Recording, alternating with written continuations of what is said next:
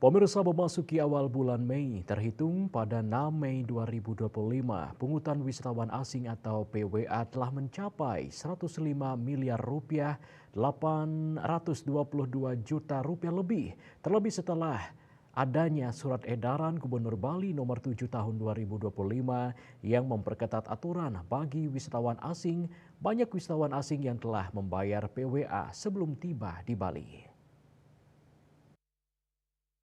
Kepala Dinas Pariwisata Provinsi Bali Cok Bagus Pemayun mengatakan setelah dikeluarkannya SE Gubernur Bali nomor 7 tahun 2025 yang di dalamnya terdapat penegasan bahwa setiap wisatawan asing yang datang ke Bali wajib membayar pungutan wisatawan asing.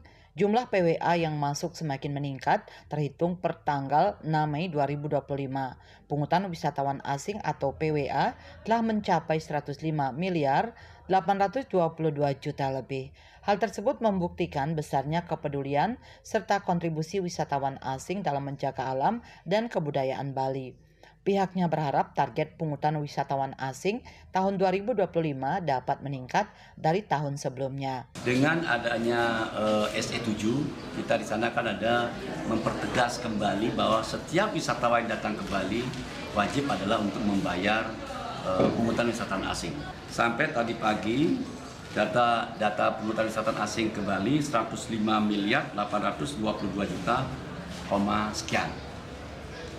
Ya, ini artinya bahwa wisatawan sangat concern untuk menjaga Bali dengan mengeluarkan hanya Rp150.000 untuk bagaimana kecintaan wisatawan, dan hampir 95% lebih saya pastikan ini pembayarannya sebelum tiba di Bali. Artinya apa? Yang saya sebutkan tadi, komitmen wisatawan asing untuk menjaga Bali melalui kuatan wisatawan itu luar biasa. Kita harus acungan jempol.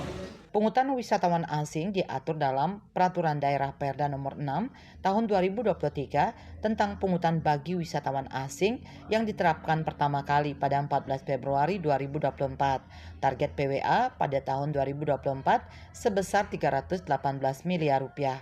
Sementara itu untuk tahun ini pemerintah Provinsi Bali menargetkan PWA sebesar 302 miliar rupiah. Sukma Bali TV.